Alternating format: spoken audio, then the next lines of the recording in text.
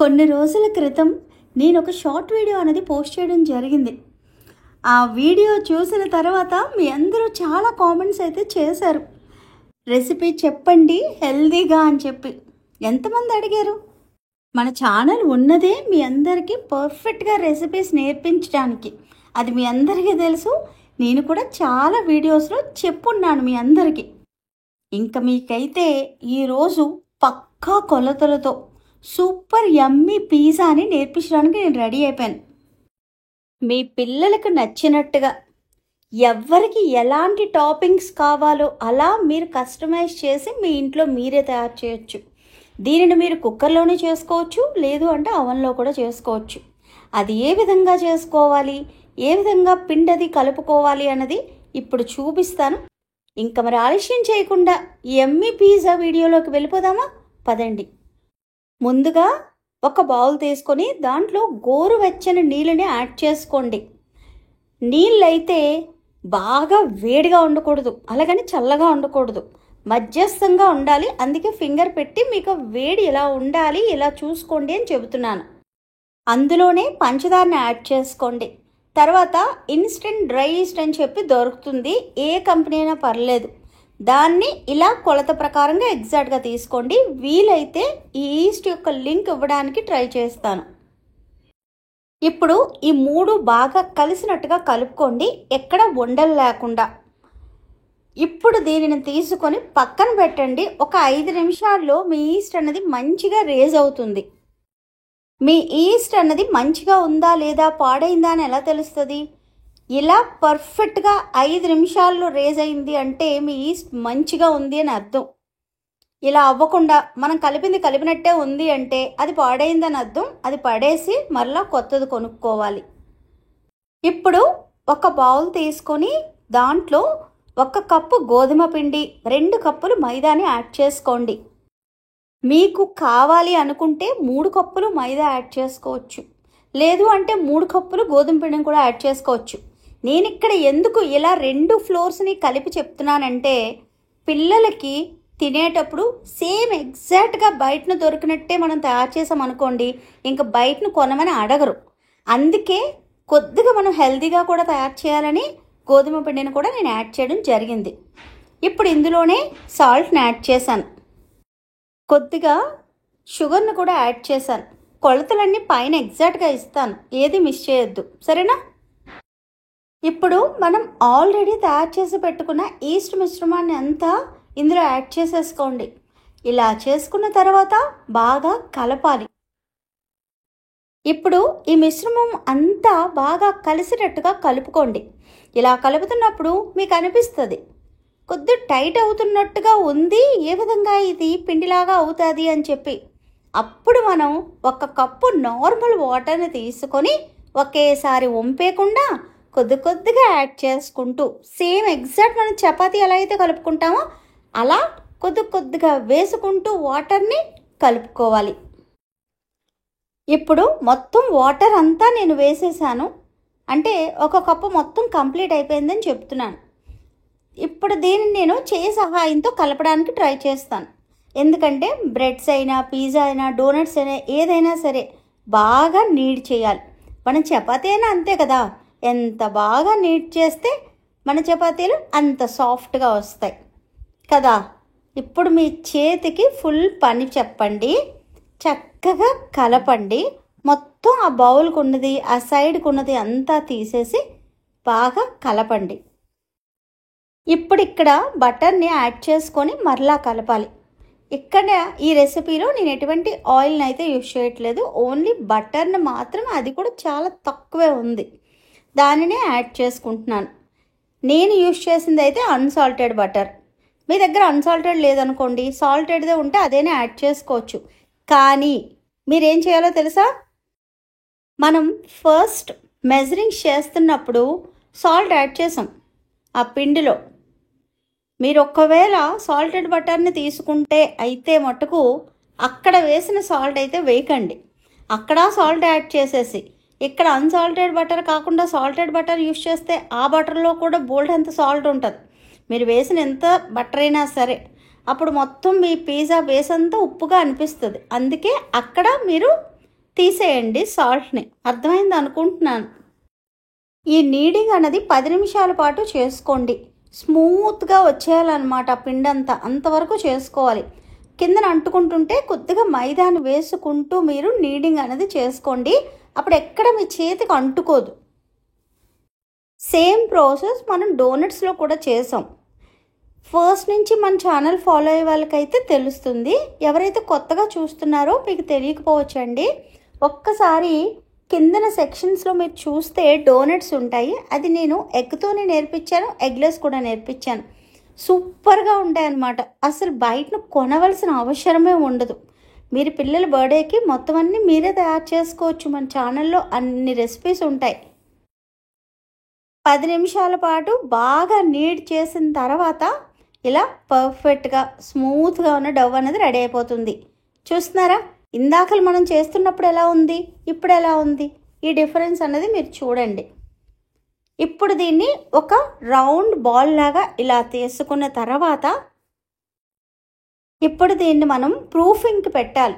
అంటే ఇప్పుడు చూస్తున్న సైజు కన్నా డబుల్ త్రిబుల్ అవుతుంది అన్నమాట. మెల్లమెల్లగా అది రేజ్ అవ్వడం స్టార్ట్ అవుతుంది.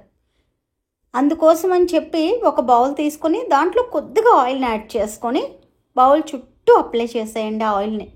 తర్వాత మనం తయారు చేసుకున్న ఈ డౌని అందులో పెట్టి దాని మీద కూడా లైట్గా ఆయిల్ని అప్లై చేసుకోండి. ఎక్కువ కాదు, ఆ చేతికున్న ఆయిల్ అప్లై చేసినా సరిపోతుంది. దాని మీద మీరు ఏదైనా క్లోజ్డ్గా ఉన్న క్లాత్ అయినా యాడ్ చేసుకోవచ్చు, లేదు అంటే ఏదైనా మూత అయినా పెట్టుకోవచ్చు. అది కూడా లేకపోతే క్లింగ్ ర్యాప్ అయినా యాడ్ చేసుకోవచ్చు. పెట్టి ఎక్కడైనా ఒక ప్లేస్లో పెట్టేయండి, పక్కన డిస్టర్బ్ చేయొద్దు. ఒక అరగంట గంట, ఓకేనా? ఎందుకంటే క్లైమేటిక్ కండిషన్ బట్టి అది ప్రూఫింగ్ టైం అన్నది మారుతూ ఉంటుంది. నాకు ఒక హాఫ్ అన్ అవర్లోనే ప్రూఫ్ అయిపోయింది. మీరు వీడియో స్టార్టింగ్లో చూస్తే నేను అది మీకు వీడియో కూడా చూపించాను, ఏ విధంగా మెల్లమెల్లగా అది ప్రూఫ్ అయింది అని చెప్పి. ఎవరైనా చూడలేకపోతే ఒక్కసారి ఫస్ట్కి వెళ్ళి చూడండి, వీడియోలో మీకు చూపించాను.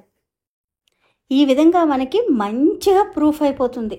మనం పెట్టినప్పుడు ఎంత ఉంది ఆ ముద్ద, చాలా తక్కువ ఉంది. ఇప్పుడు చూడండి ఆ బౌల్ మొత్తం వచ్చేసింది. అంటే మీ పిజ్జా బేస్ అనేది చాలా పర్ఫెక్ట్గా వస్తుంది అనడానికి ఇది నిదర్శనం అన్నమాట. ఇప్పుడు ఫన్ పార్ట్, అంటే ఈ పెద్దగా ఉన్నదాన్ని మనం కొద్దిగా ఇలా చేయి పెట్టగానే ఆ గ్యాసెస్ అన్నీ రిలీజ్ అయిపోయి నార్మల్ కండిషన్కి వచ్చేస్తుంది ఇలా డవ్ అన్నది. ఇది పిల్లల చేత చేయించండి. అలా లోపలికి చేయి పెట్టగానే మొత్తం పిండి అంతా ఇలా చిన్నగా అయిపోయేసరికి వాళ్ళకి భలే సరదాగా అనిపిస్తుంది. అప్పుడు వాళ్ళకి కొద్దిగా డౌట్స్ కూడా వస్తాయి, ఏ విధంగా మనకి డవ్ అన్నది పెరిగింది, ఎలా ఈస్ట్ ఫామ్ అయ్యింది, ఇవన్నీ కూడా అడుగుతారు. సో వీటన్నిటికీ క్వశ్చన్స్ చెప్పడానికి మటుకు రెడీ అయిపోవాలి మనం. సైన్స్ కోసం చిన్నగా తెలుసుకుంటే చాలు, బేకింగ్ చాలా చాలా ఈజీ. ఇప్పుడు దీన్ని మనం చపాతీలాగా ఒత్తుకోవాలి. ఈ మొత్తం ఉన్న పిండంతా మనం తీసేసుకోవట్లేదు, దీన్ని హాఫ్ కింద కట్ చేసుకోండి. ఇది మీకు 2 పిజ్జాలు వస్తుంది. ఒకవేళ చిన్న చిన్నవి చేయాలనుకోండి ఒక 4 వస్తుంది.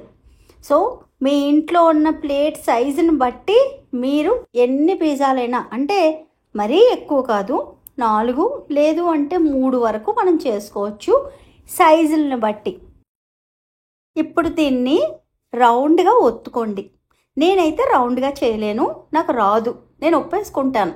ఎందుకంటే ఇన్ని సంవత్సరాలైనా సరే నేను చపాతీలు రౌండ్గా చేయను, డిఫరెంట్ మ్యాప్స్ లాగా చేస్తానని మా హస్బెండ్ అంటారు. ప్రతి చపాతీకి ఒక్కొక్క పేరు కూడా ఉంటుంది నాకు, ఎందుకంటే నాకు రాదు. ఎన్ని ప్రయత్నాలు చేసినా అది రావట్లేదు. అందుకే నేను ఏం చేస్తాను అనుకున్నారు, చాలా తెలివిగా పావేసి ఒక రౌండ్గా ఉన్న బాక్స్ తీసుకొని దాంతో కట్ చేసేస్తానమాట.